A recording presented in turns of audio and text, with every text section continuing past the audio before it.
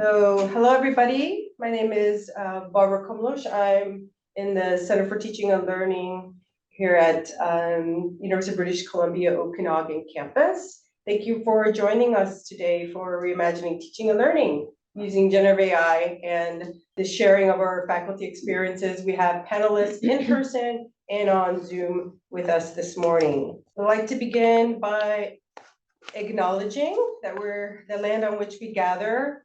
Those of us on the Okanagan campus we're in the unceded territory of the Syilx Okanagan peoples.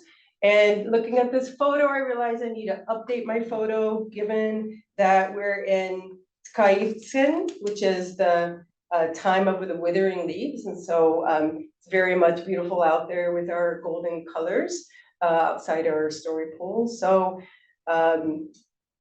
feel free to let us know where you're joining from, which traditional territory in the chat, and thank you for being with us today. So just kind of an opening thought. We don't really know, right, where we will be heading in the realm of education with generative AI. We're in this very, it's an opportunity of exploration, and there's a lot of opportunity, but we're also apprehensive about doing harm, but hopefully we want to empower and uplift. It's funny, just 3 weeks ago or so, I was in Vancouver for a Peter Gabriel concert, and he started his concert talking about generative AI and kind of the power and the possibility. Will we use it, you know, all the negatives, will we use it to find new ways to destroy one another?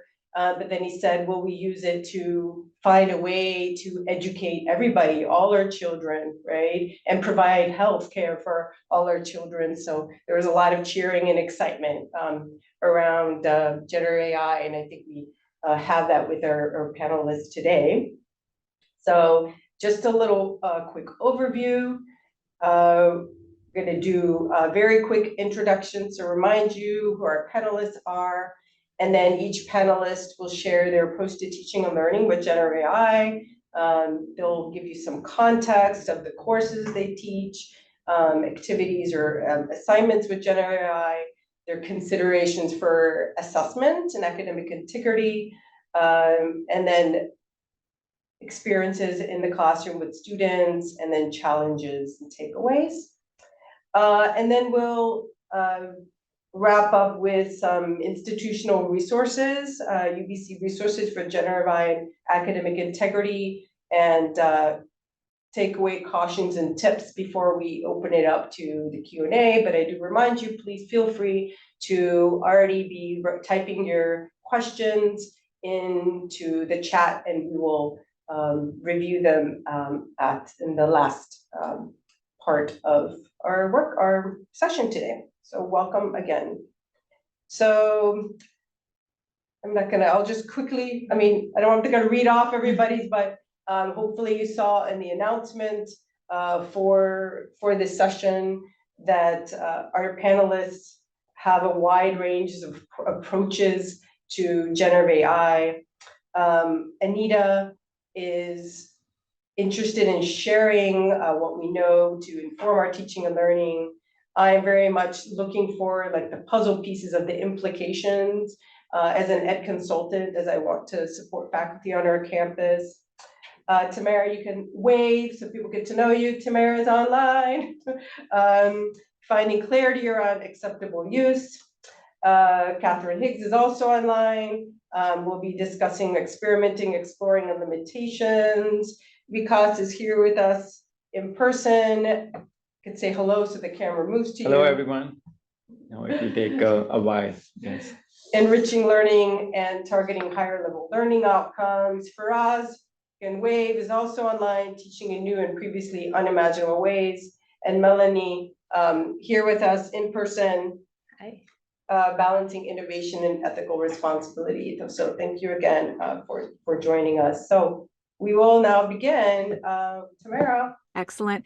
So thank you, everybody. And thank you for joining us today. I am here as a cautious and curious participant.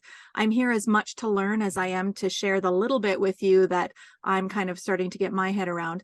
I don't have particular experiences of use of generative AI in assignments, but I am going to look at it a little bit more from how important it is from my perspective, because one of the things I've been struggling with is if we haven't ourselves established and clearly communicated the guidance, the expectations, the rules, how can we possibly expect our students to understand what will be acceptable or not acceptable for their use of generative AI when it comes to projects, assessments, when it comes to anything that they're doing? So I'm coming from that lens, more from, again, a bit of the cautious and curious voice.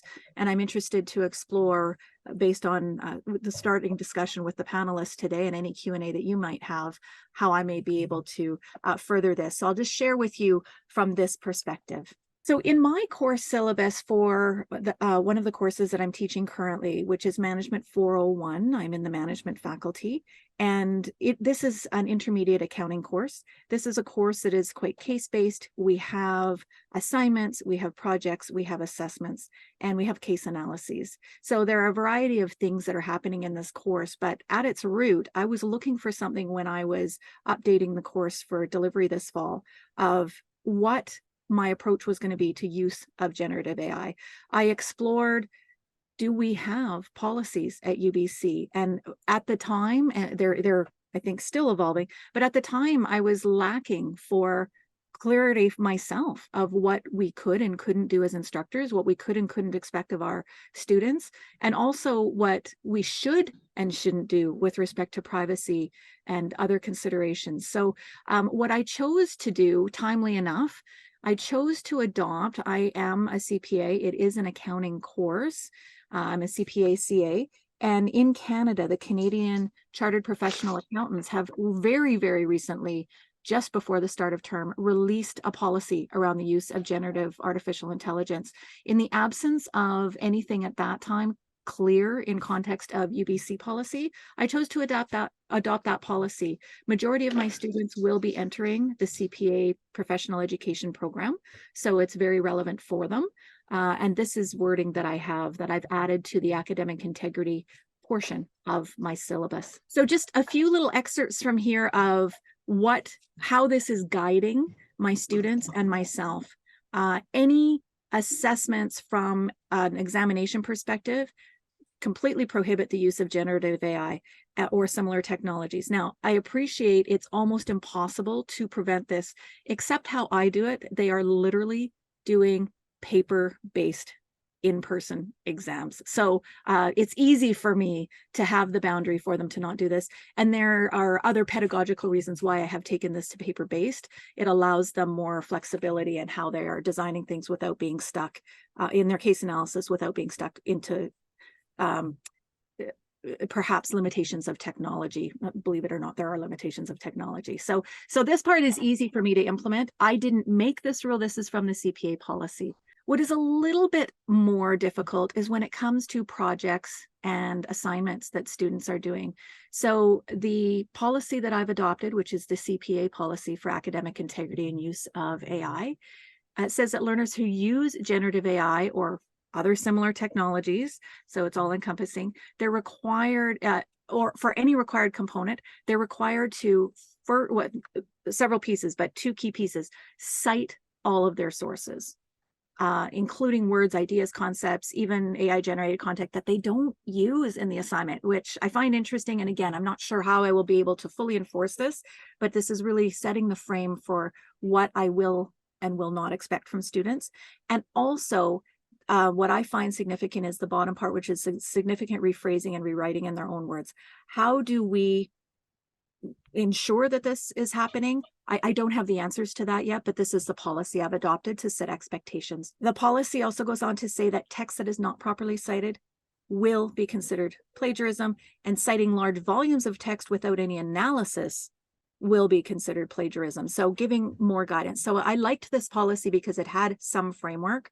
Enforceable, not sure, but it gives a good starting point. What I like about this policy as well is it includes, and on one of my earlier slides, I include the link for anybody who may be interested to explore this more, but it includes an appendix of when you might consider using AI and when it would be appropriate, and what, as students and others, we should be aware of and cautious of. So I won't go into the detail, but one of the sections then in the appendix is about items to consider. And it talks about categories such as misleading or inaccurate information, the fact that generative AI is not necessarily true just because it printed it up for us. Confidentiality and intellectual property, so respecting copyright, etc., citations and the importance of that, and academic integrity, plagiarism issues. So again, I encourage you, if you're interested, to explore this more. It's I think a good starting point. But it also includes in that appendix appropriate use of generative AI. So it gives students examples and instructors examples of how it might be appropriate to actually use generative AI for initial research, for idea refinement, for summarizing content, for clarification of concepts, for spelling and grammar check, which they're doing already. So I like this policy as a starting point while we are further exploring it in our own institution, or even in our own faculties, what we will be maybe adopting, but this is what I'm using for now. So to me, if we are able to ourselves clearly establish and communicate the guidance, expectation, and rules that we're adopting for our courses, then it'll be reasonable for students to understand, or for us to expect students to understand what's acceptable or not. So for me, I don't have the answers yet on how to use generative AI most efficiently and effectively, but I would say that our clarity in terms of communicating expectations will be important. Thank you. Thank you so much, Tamara. And I think it's a wonderful way to start with caution and curiosity, our panel today. And our next panelist, I would like to say, was the first person on this campus that I knew of that was already experimenting with ChatGPT, like in January when it came out. So I am so excited that she's on the panel today. Catherine, over to you. So I was, this started in a class called History 145, which is contemporary world history from 1945 forward. I'd assigned an article on artificial intelligence from The Economist to my students. The class had 60 students in it. It was the loudest and most engaged conversation we had ever had on a topic. It was late November 2022. I was teaching another class on the history of South Africa, History 317. And in December of that year, I got my first AI generated paper, my first ChatGPT essay. And I wasn't exactly sure what was going on. The student fed the prompts for the essay into ChatGPT, and the product was a complete hallucination. I had no idea what was going on, but clearly not only had they fed the prompts in, but they hadn't bothered to read the essay generated. There was no connection between that essay and the actual assignment. So very early on, I thought, okay, something odd is going on here. And I subscribed to an international newspaper app on my phone, Washington Post, which many will know is owned by Jeff Bezos, who owns Amazon. So there's a certain tremendous irony involved in that particular app. And ChatGPT was everywhere and was discussed very widely among academics, especially in the humanities and the social sciences. It prompted me to redesign my courses, including using Canvas in different ways. Using Canvas to essentially determine how well students were doing their readings. I use that to this day. However, I acknowledge fully that I will have to adapt as ChatGPT becomes ever more sophisticated. So I use multi-answer quizzes inside Canvas. I give them reading outlines to help them read for content and analysis. That seems to be working remarkably well. So in a course I was teaching in spring 2023, which was a research course, History 494, I introduced a series of assignments. So I had group discussions where they played with ChatGPT to figure out what was going on. That was either version, the original version or version 1. I don't think version 2 was available in March 2023. And I had them essentially ask questions about their research projects. In History 317, I adapted this. This is a course that has an internal analytical essay, but not an external research essay. And what I did in this course, which is more content specific, is I designed 5 different questions for the students of material they had already read for class, and asked them to ask ChatGPT for an answer in response to a question. So this particular one I've included here because it yielded sources that were actually 100% accurate. When we did it in March 2023, the fail rate for determining if the sources, the citations that ChatGPT was offering were real or fake, the fail rate was was up to 100%. It was 50 to 100%. It generated fake citations. It generated citations using other people's names that could not be traced anywhere. It said there was a dead end in trying to determine if the sources generated by ChatGPT were in fact real.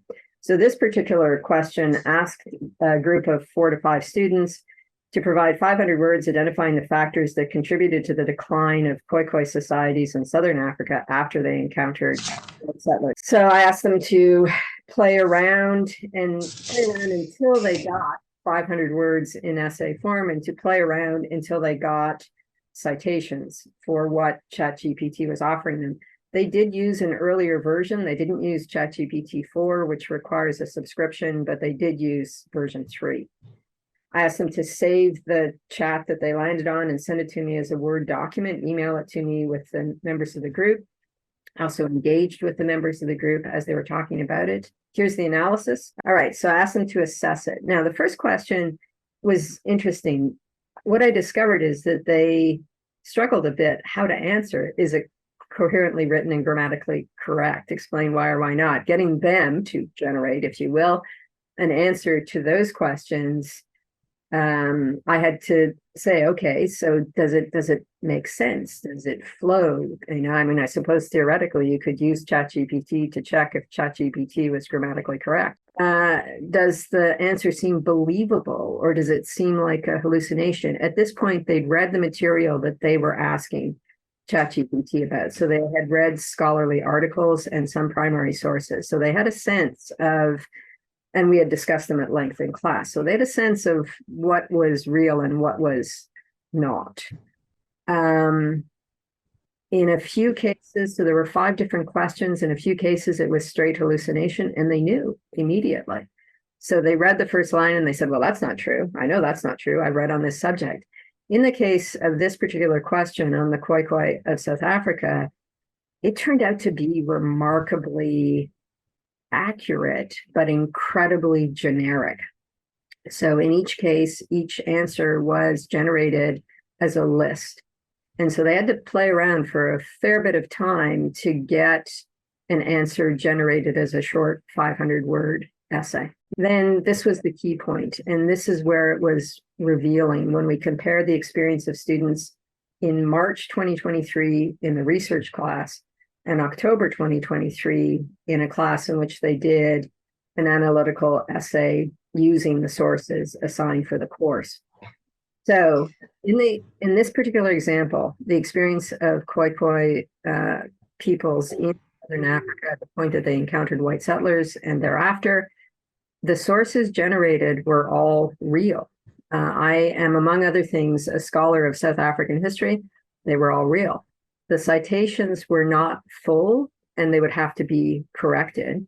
The text itself was highly generic and generalized.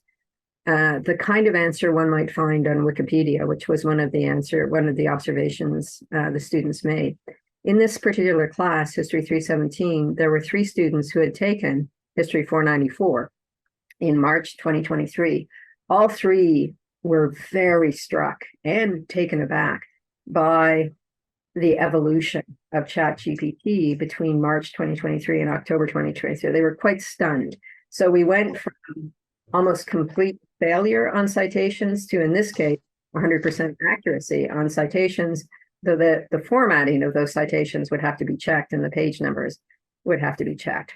What was most striking to me was there was a young student in that class who planned a career as a high school teacher of history, and he looked completely crestfallen. And I said to him, "What's the matter?" And he said, in a high school class, in a senior high school class, in a high school in British Columbia, this ChatGPT generated essay would rate an A. It would earn an A. It would earn 90%. So he was clearly thinking, wow, what am I getting myself into here? What I say to my own students is this.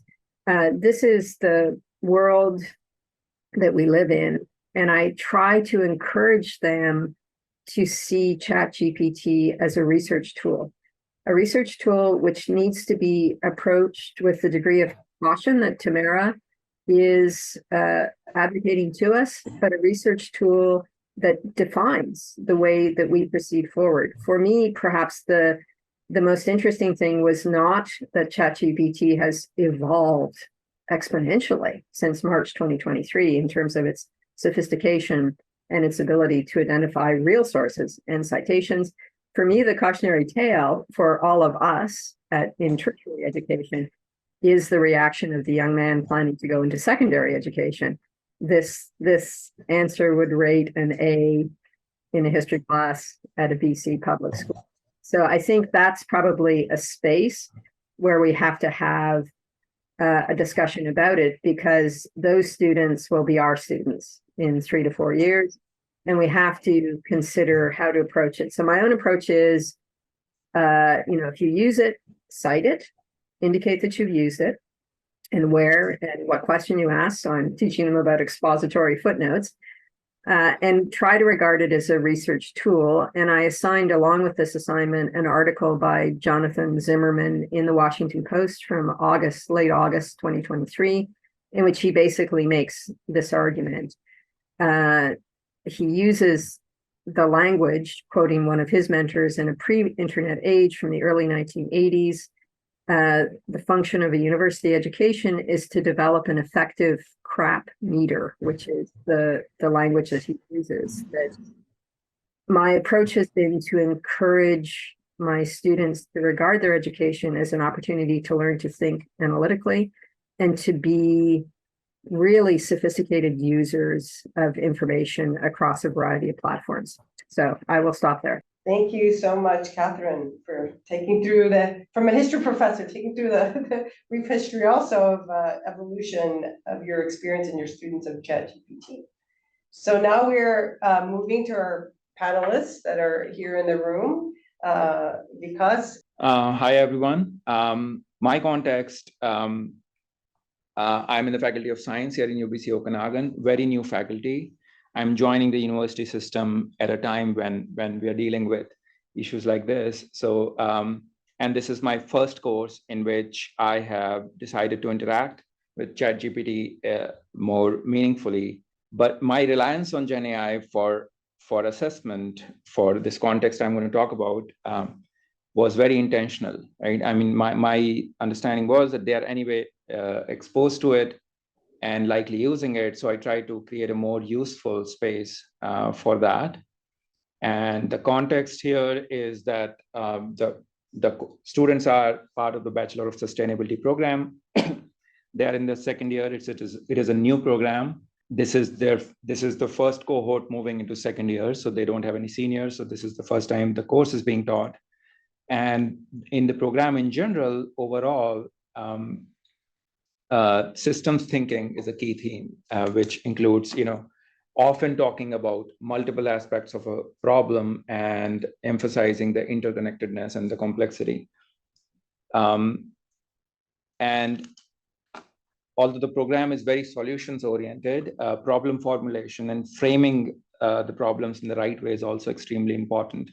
So that was the back of my mind when I decided that it could be used more meaningfully. And the course that I'm including this in, by the way, the assessment that I'm going to talk about is yet to be rolled out. Next week, it will be released, and I'm yet to know how it pans out.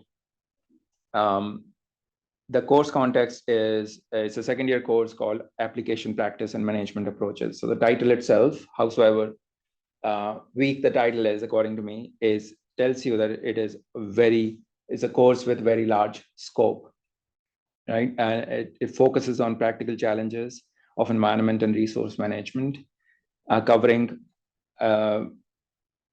various disciplinary concepts. So I have to bring in source information from multiple disciplines. So that broadens the scope a lot. And because the scope is so huge, I realized that maybe this tool can also help me not narrow down the scope to fit the course timeline, etc. Still have, either in the absence of a tool like this, I'll have to either narrow down on the types of example I use or the concepts I cover, but at least in one of them, the tool can help me keep the scope broader, and the efficiency of the tool could be utilized more meaningfully. So the assessment that I've decided to use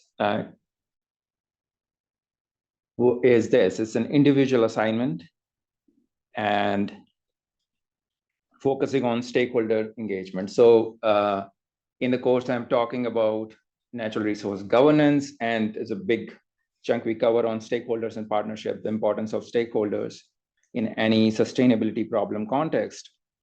So this assignment is going to have them explore that concept with the use of ChatGPT. So there's a list of scenarios that they face.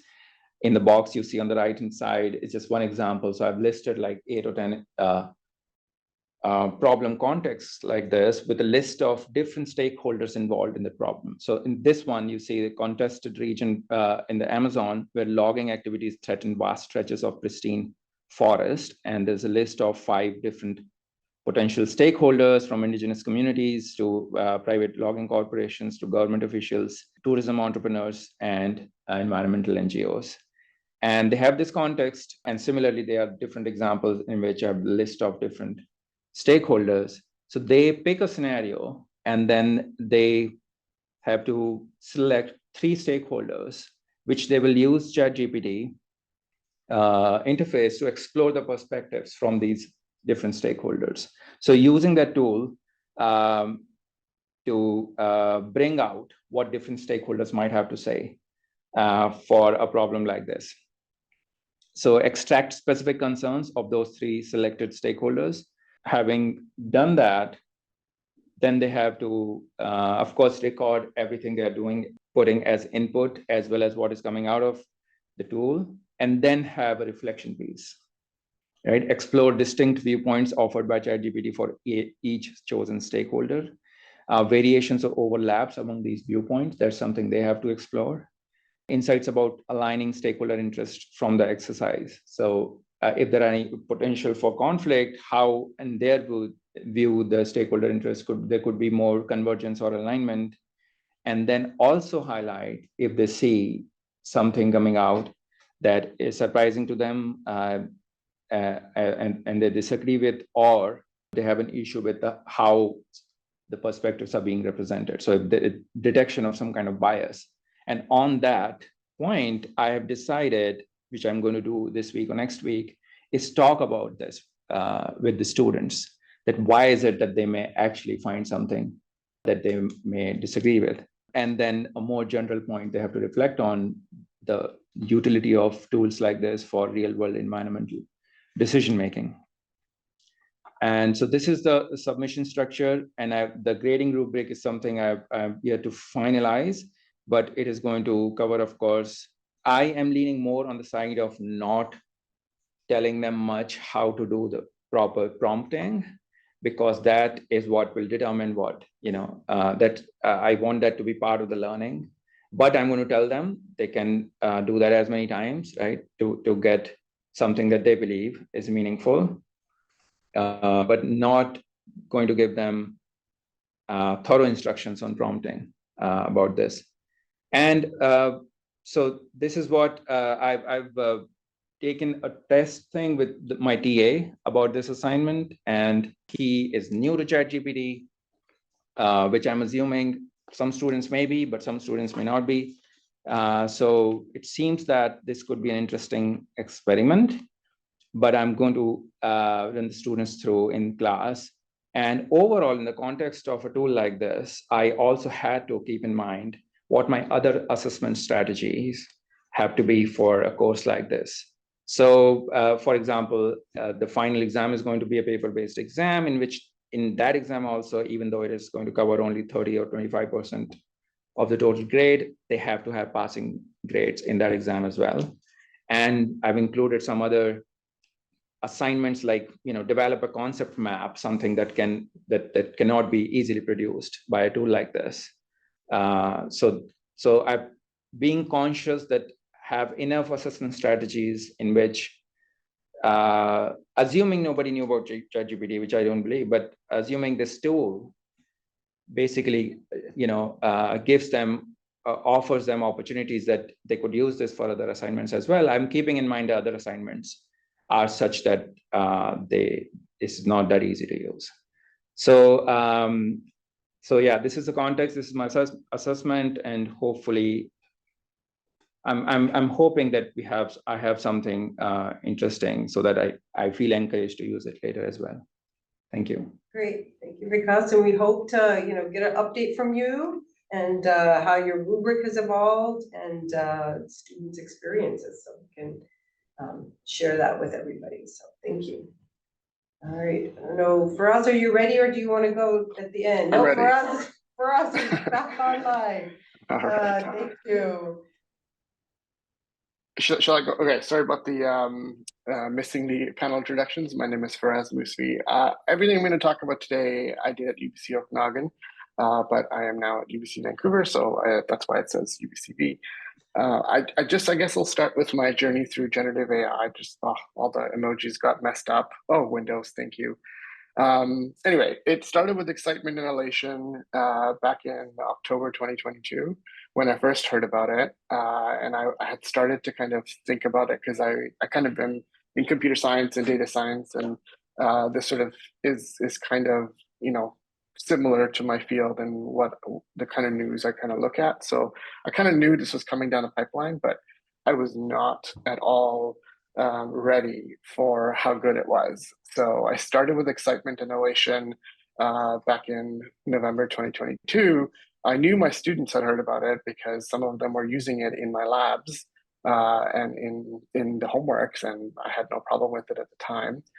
And then I was like, hey, I should use this in my teaching. So I created an exam question with ChatGPT, and to kind of model good behavior, I cited it in the way that everyone's been talking about. And of course I had to modify it and all that stuff. But so then I went to wonder and surprise about how good this tool was. And then it was like all this happened in a matter of weeks. It was fear and uncertainty about, what does this mean? Is this ethical? Did I do something wrong by using it on an exam? There was no fair use discussions at the time about copyright and anything like that. And so, I was in the wild, wild west. It was before institutions had kind of thought about, policies about this kind of stuff. And it's still not figured out, but it wasn't even on people's radars at that time. And so I was like, did I get away with it? Because no one knows about it yet. And then I went to guilt and shame because I was like, oh my gosh, this is the most terrible thing I've ever done. I plagiarized in my own course, teaching people not to plagiarize and not to use other people's code without authorization and attribution. And so this was the computer science coding programming class. And the first thing I tell them is you can't just copy paste stuff that's on the internet, even if you say that this is where I got it from, because you have to write the code yourself.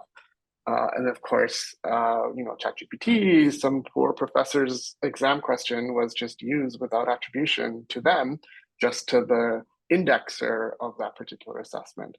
So anyway, I wrote up this little blog post on the CTLT's AI in Teaching website as a kind of mea culpa of like putting it all out there. I'm sorry, I won't do it again. It's all out there now for people to see, and it's kind of my admission. So then that's kind of where now I'm sort of in this loop of like consistently being wondrous and surprised about how good it is and what it can do. And also with the fear and uncertainty. The guilt and shame I've kind of gotten over now because I'm not using it in that way. But if you go to the next slide, there are a couple things that give me pause. The first is that, to train to label the data, ChatGPT and OpenAI, the company behind it, use Kenyan workers getting paid less than $2 per hour to make it less toxic. So essentially this was, after scraping all the data on the internet, they had to make the tool less toxic, less sexist, less misogynistic, less racist. And so they went to the deepest, darkest parts of the internet, found samples that they probably figured were going to be bad, and then hired and outsourced that work of a human reading these passages of text and labeling it as, acceptable or not acceptable or some, medium thing to train the algorithm to detect what things were acceptable to show to users. And so yes, there is a cost to all the tools that we use, and I kind of wanted to surface this as something that gives me pause personally. The workers that were kind of involved in this project, similar to what is happening in Facebook and Twitter and Instagram, doing these kind of handling these kind of reports, are all traumatized, and they're saying they're traumatized, but they need to continue to be traumatized to support their families because, the rich Western countries are paying more handsomely in terms of wages compared to what they would find in other cases. So it's this whole ethical conundrum of kind of like the cost of this tool. But of course, I have an iPhone, I drive an electric car, and so where does the line stop? And to stop myself in going down this existential dread, I just like, okay, time to put this aside. But these things give me pause. All right, next slide. So what options do instructors have? We've heard lots of options today about what people are doing. One option is to eschew and just stop using digital assessments completely, go back to pen and paper, and just kind of embrace, the 1600s or the 1400s, whatever pencils were invented, maybe before that, and just do it that way, right? That's one option. The other option is to radically transform the content of the course and teach it in completely new and imaginative ways, as the panelists here have kind of shown us. Of course, this takes a lot of effort and a lot of resources, a lot of trial and error. Another option is to radically transform gesture assessments to more authentic assessments. And, we've seen a couple of examples of that as well. And then another example still is radically transform your grading system to de-emphasize points and marks completely and really focus efforts on learning and growth. But you'll notice that all the things that require work from us have the word radically in front, in the sense that it's going to cause radical shifts in how we do things, and that takes time. I'm not against any of these. I think those are all actually eventually where we're going to end up going. But I wanted to propose one option for people who are not ready to make these radical transformations to their courses, such as myself, and that is to kind of advocate for a secure facility on campuses where people could do assessments digitally in a way that's kind of ChatGPT and internet proof, right? So just having a facility, a computer lab where students can come in to do assessments in a proctored way with network filtered machines, so that only certain websites are permitted for them while they're doing their assessments. Other parts of the course, like labs, homeworks, that's sort of different. But when you're trying to assess students' knowledge about particular concepts, you want to do it in specific ways that have been tried and tested and true for years. And you don't want to be too reactionary to new technology. And so while we make those changes, an interim solution is to have something like a computer-based testing facility that will allow instructors to assess students the way that they've kind of validated already with proctors and kind of so this idea of CBTF, I piloted at the Okanagan campus with my lab sections and the computer labs that were there. and it worked really well. I was very happy with it. But that's kind of one option that I wanted to give to people who aren't yet ready to take the plunge to fully embrace generative AI in their courses. And that's it. Thank you. Thank you for that option. I guess that's something you're overseeing now on the Vancouver campus. So we can reach out to you with questions. Thank you. Okay, and our last panelist, back to in-person, Melanie from nursing. Thank you. And I was thinking about today, I was thinking about how in the world of generative AI, we're kind of building the airplane all in the air. And I recognized that I was coming up last. So I came with no notes, and I took notes during the presentation about what I was going to talk about today. Barbara, when you first started the introduction, you talked about Peter Gabriel talking about transforming healthcare. And that's something that I think about a lot. I am an assistant professor of teaching in the School of Nursing. I'm also our acting assistant director. So I deal with a lot of issues of academic integrity with our students.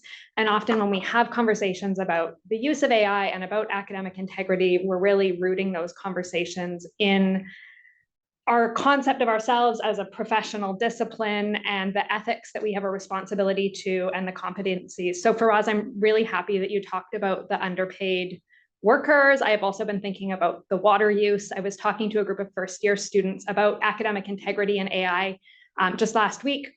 And my analogy was like, it's kind of like wearing sweatshop clothes. Lots of us do it. They look good. We're distant from the suffering that's happening in the production of what we're doing.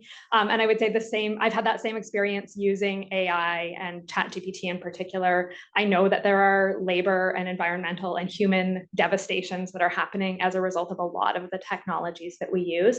And I feel kind of like an ethical and professional responsibility to think about those, but I also have to balance that with actually being able to sleep at night as well. If we can move to the next slide. I didn't put a lot in here because I wasn't sure what I was going to say. This is an image that I generated using Adobe Firefly and the prompt nurse and artificial intelligence. And I chose Adobe Firefly with a little bit of an eye to the ethics conversation that I wanted to have, because they have had more transparency about actually having the rights to the images that they use to train their image generator.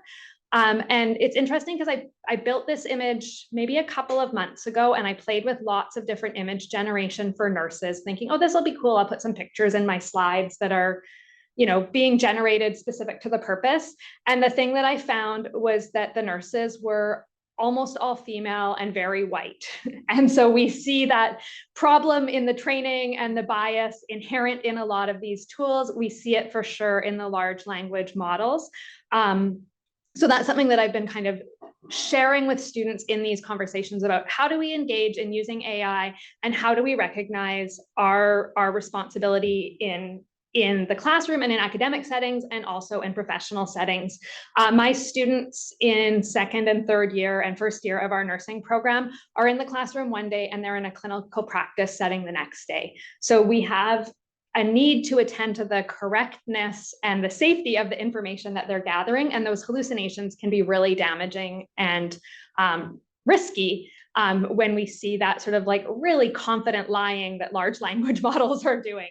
An example that I saw recently was someone had given a question to ChatGPT that said, why is it good to put crushed porcelain or ground porcelain in breast milk for preterm babies? Like, no, that's horrible. You're going to give them a GI bleed. And the response from ChatGPT was, well, it's a good source of minerals. So that is why it is good to add it. So recognizing that we're not getting right answers and that there's a risk in that, I would say ChatGPT is getting better. If you ask it really medical questions, it often comes with a little caveat, like I don't give medical advice. So that is helpful. And then the other thing that we see is just like, so how do nursing students engage with this in a way that they're not getting incorrect information? I've played with it quite a bit for clinical questioning. We don't have it quite to a place where I'm ready to implement it with students, but it seems to work really well in a place where a student might give a clinical scenario and ChatGPT is responsible for asking the kinds of questions a teacher might ask about that scenario. And that seems to produce quite good questions that probe clinical judgment without going down the route of hallucinations and misinformation for students. Of course, there would always be a need to verify that. In terms of the kinds of papers we're writing, I teach a second-year community health course where the students are with me for the theory course and then out in community practice settings. And I have not been able to have Chat or Bing or Bard or any of the other large language models understand the difference between equity and equality.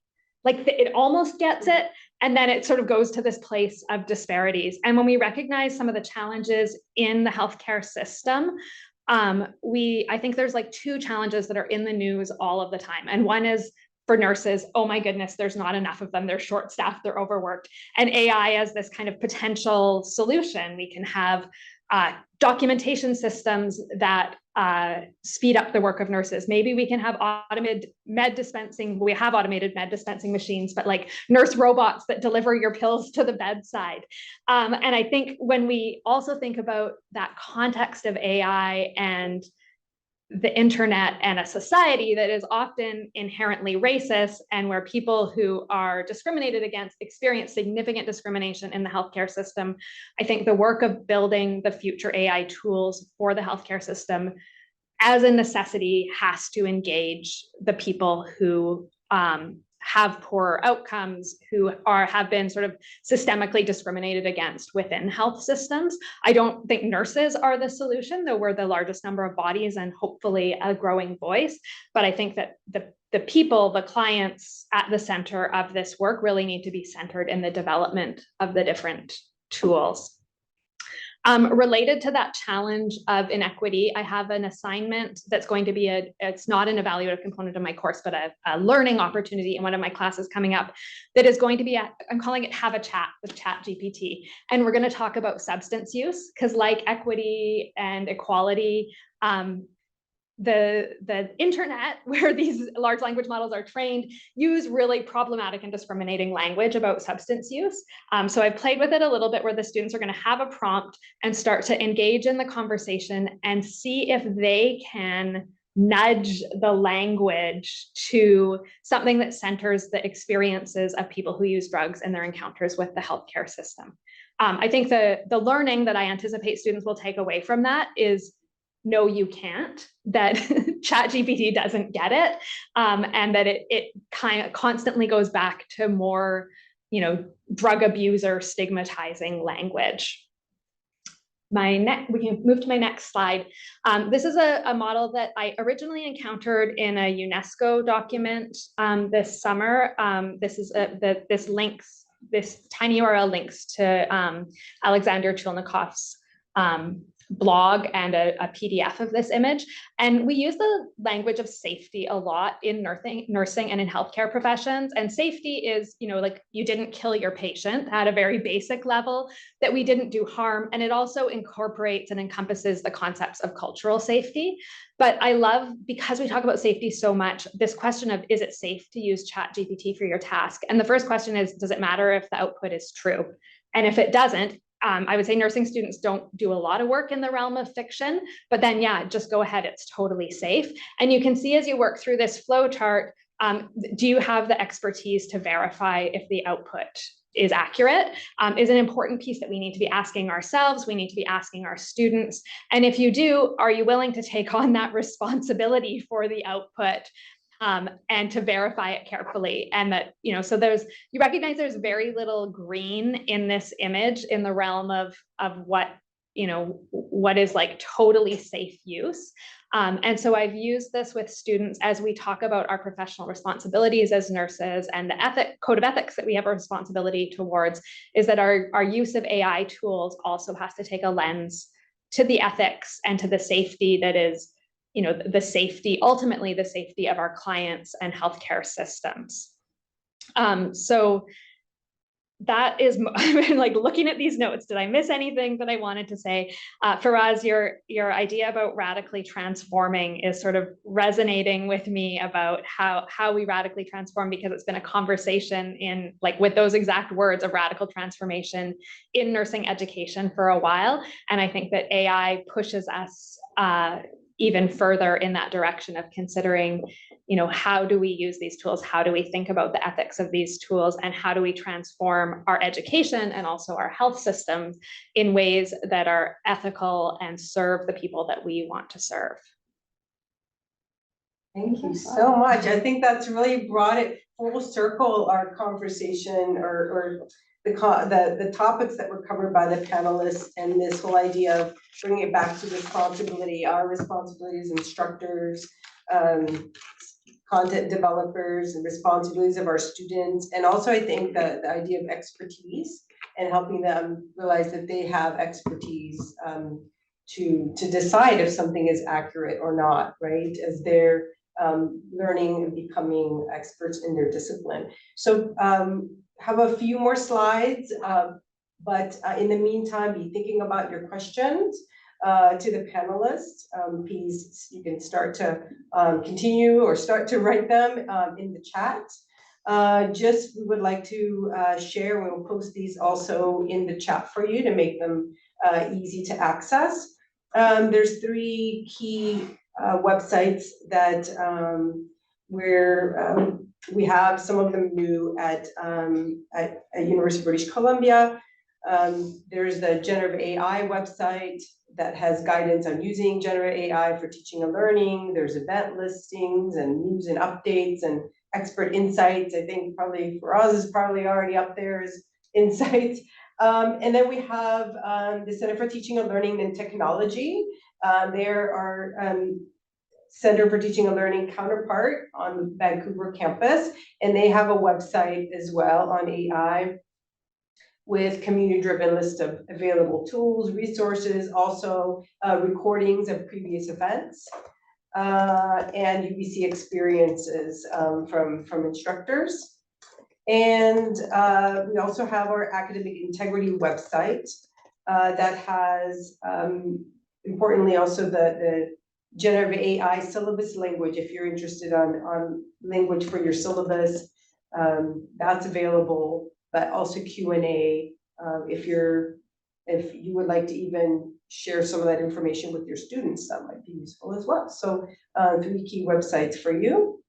And then some takeaway cautions and tips. I mean, I think we've heard there's a lot from the panelists. I hope that you've also learned, but just kind of in summary, I think it's important to resist oversimplifying and making assumptions about that our students are using ChatGPT at all, that they're experts in technology, that they're going to use them to cheat. So those kinds of assumptions, but really having those conversations, as many of our panelists are saying that they're having these conversations with their students about use and opportunities and ways not to use ChatGPT. So including, again, something on your syllabus about use of generative AI, but also having that conversation the first day and also subsequent classes when you have related assignments. So giving privacy issues with generative AI tools, be thinking about which ones don't require accounts or provide, or if students really want to use them and don't have an issue with setting up an account, and that's fine, but then provide alternatives in your assignments. So privacy issues could be that if you create an account, right, data is being collected on you, and there's fear from students that employers at some point might be able to mine this information about them and find out what kinds of questions they've been asking, and kind of make judgments about them in that way, for example. So equity issues, again, if a tool isn't free, can all your students afford to be paying out for each class, different for different accounts for using generative AI. So going back to the learning outcomes, what would you like our students to leave your course with? What skills and knowledge? And it's fun to experiment, but make it authentic and relevant to your course and context, which I think you've heard from our panelists today. And then focus on the skills that generative AI tools do well and that they don't do well, and things like creativity and thinking about ethical issues, some of those things that ChatGPT and other AI tools can't do at this point. So then that's what you want your students to have an opportunity to do on their assignments and assessments. And as we've heard from some of our panelists thinking about assessment and giving marks for process. So say, you know, it may be a shock to students to say, I'm not going to grade the final product. It's everything else that I'm going to give marks for during the process. That also relieves that stress a little bit from them about turning in the final product, because they know all along like what points they're generating for that assignment. And then you can also ensure that they are doing the work, or to what extent are they doing the work or understanding what they need to do as part of that assignment. So I'm sure if there's other tips and cautions, please, everybody can share them also in the chat for everybody. But at this time, we are going to turn it over to Q&A, and Anita has been looking at the chat. So I think we'll start with reading out a few of them. And then if they are addressed to a particular person, then she'll address it to the panelist. Otherwise, it's a free for all. So thank you, Anita. Yeah, absolutely. And I'll keep posting the questions that came up. So the first one here is for Catherine, and it says, really appreciating the way you've been using generative AI. A thought that is often mentioned is privacy concerns for students. Have you had students not wanting to sign up or use ChatGPT, Catherine? I didn't encounter any difficulty with them signing up with ChatGPT, either in the first course I used it, History 494, or subsequently. What I did notice was, in fact, not many students in the current class where I use that assignment. I'm going to use it in the other class I'm teaching too. In the current class, not many people actually had it on their phone as an app, and they're very phone-based. This is this generation.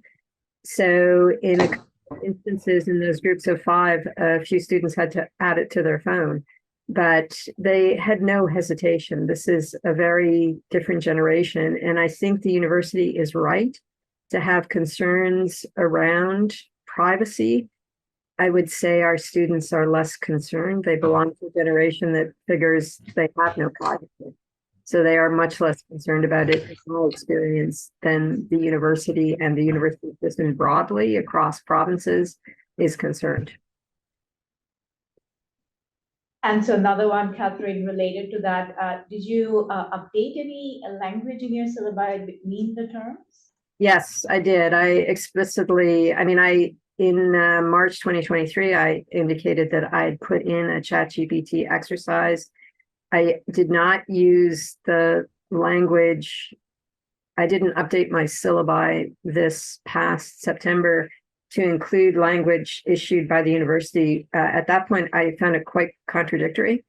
So the samples given to us were, it's plagiarism, but unfortunately with ChatGPT, neither UBC nor the University of Toronto, which are the, I suppose, the premier Canadian universities, have issued a policy on it.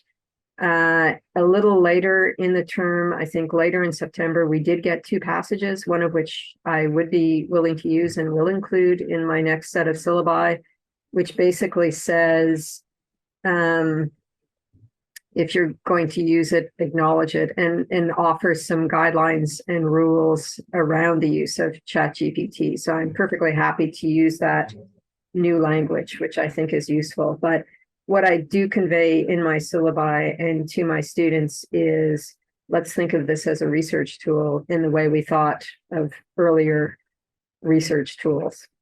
Great. Thank you, Catherine. And the other link to these are new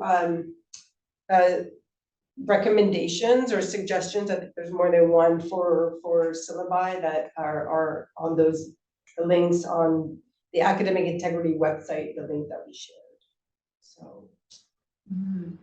And so this one is coming for all of you, and Tamara posted for all of you on the panel today.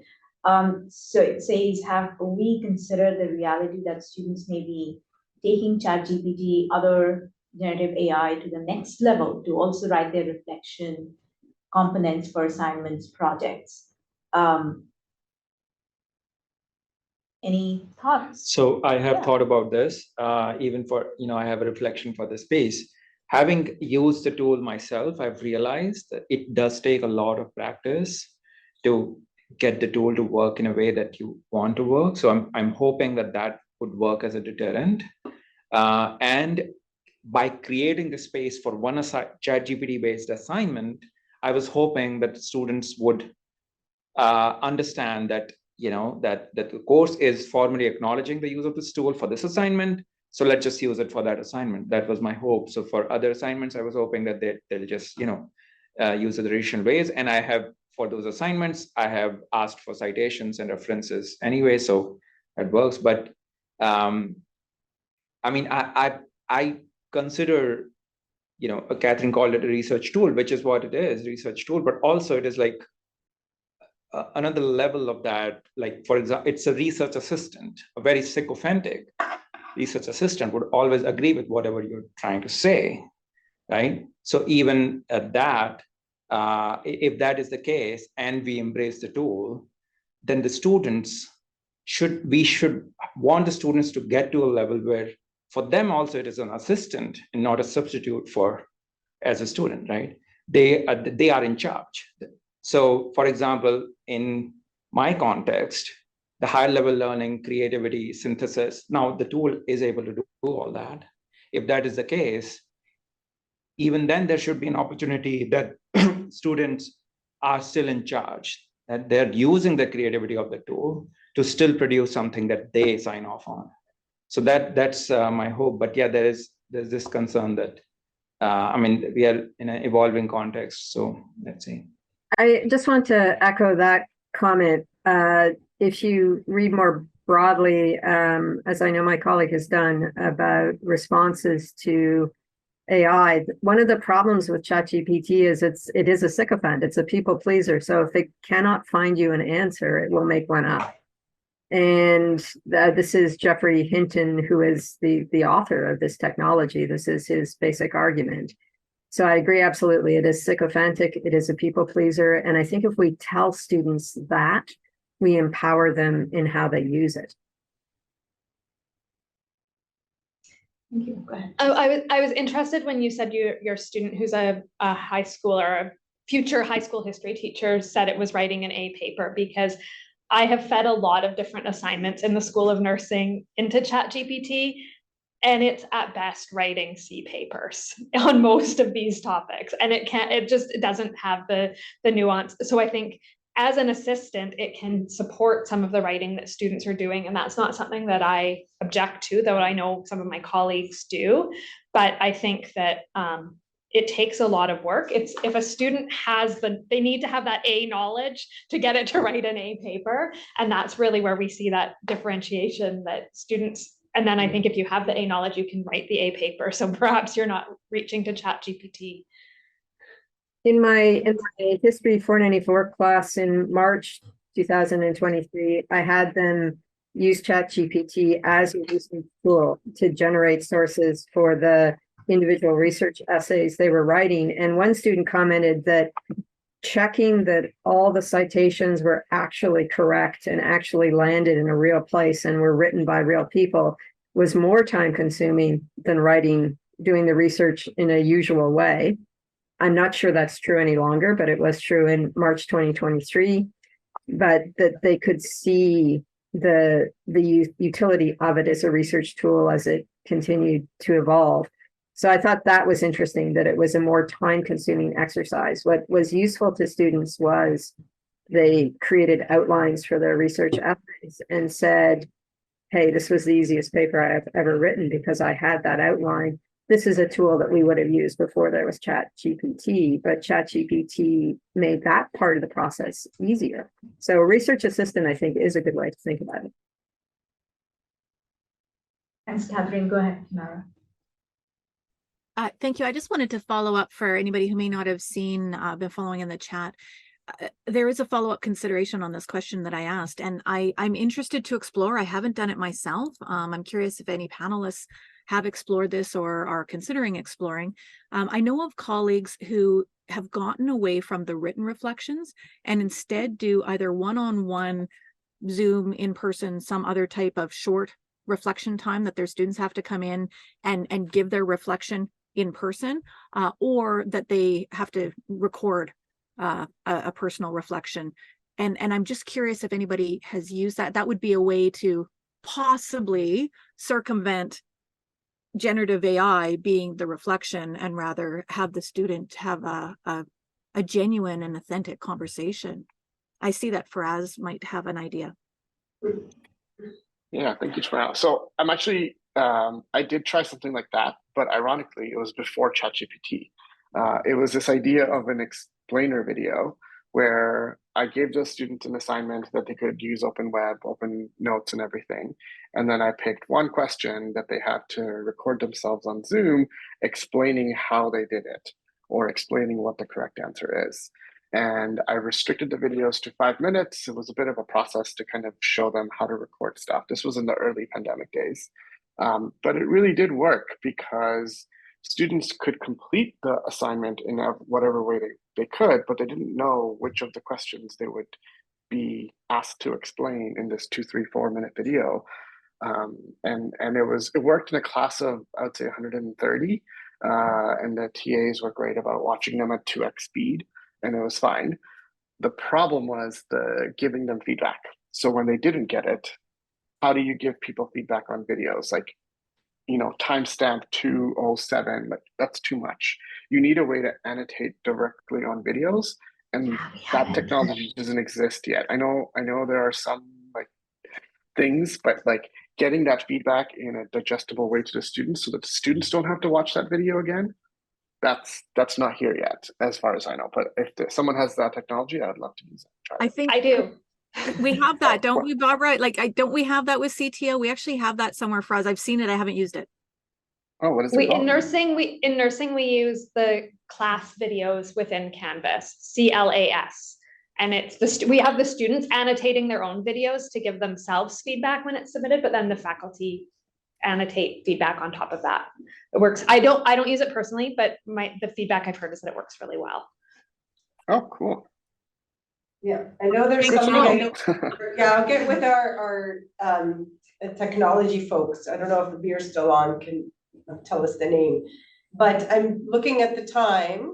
We only have a couple minutes, so I'm gonna have Anita strategically ask another question if we have the time. The next question was particularly for Vikas and your assignment you had talked about, and on co-creating the rubric. Veiled as a suggestion, but are you planning to co-create the rubric with your students for that assignment? I hadn't co-created with the students. No, I have not thought about this, but yeah. What's the suggestion? Co-creating Okay, rubric with your students. Yeah, maybe I can Perhaps explore using that. Yeah. ChatGPT. Thank you. Great. Do you have any other questions? I think there was very interesting conversation happening around the CBTFs, computer-based Testing facilities. Yeah. facility. Thank you very much. And how feasible it would be possible to turn on and off internet filters, but Firas and Tamara both took that on quite elaborately in the chat. So that was an interesting side conversation. I just got an elaboration for us. I was wondering what you think the ability of that would be to scale.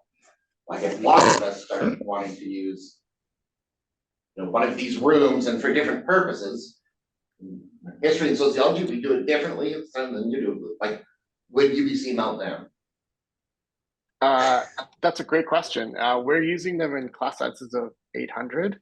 And currently our facility is not being used to the highest potential it could be. But the reason that we can, I think actually the more courses they use it, the better, because that gives students more flexibility to book time slots at more times. And you don't actually have so it's kind of like a paradigm shift. Students are in the room doing quizzes from all sorts of different courses. It's not like, you know, chemistry 121 is going to have only this hour to do the quiz. You can do that if you want to, but the idea is that students self-schedule and pick times throughout the week that they can commit to being in a room for 50 minutes, and different people are writing different quizzes all over the CBTF. And if we can kind of crowdsource the TA resources needed to staff it, that takes the burden off individual instructors having to schedule and find time for people to do this stuff. So it can scale really well. We're going to try and scale it at UBC Vancouver by approaching different faculties and departments and saying, hey, would you like to loan us your computer-based facility for this much time, you know, in a year, you know, a day, a week or something, so that we could have an extra option for your students to kind of book time and kind of scale it up that way instead of trying to build new computer labs, which are kind of out of fashion these days. Great, thank you, Faraz. Thank you so much. I see that we are at time. We will be sharing out the slides for everybody that participated today, and thank you very much for the panelists. We are going to plan other generative AI sessions on our campus through the Center for Teaching and Learning. So please be watching. You can sign up for our newsletter on our website, looking at our events calendar, and hope to see you next time. So thank you so much. Take care, everybody. Have a wonderful Bye. day. Thank you. Thank you. Thank you. Yes. We have to stop recording on that.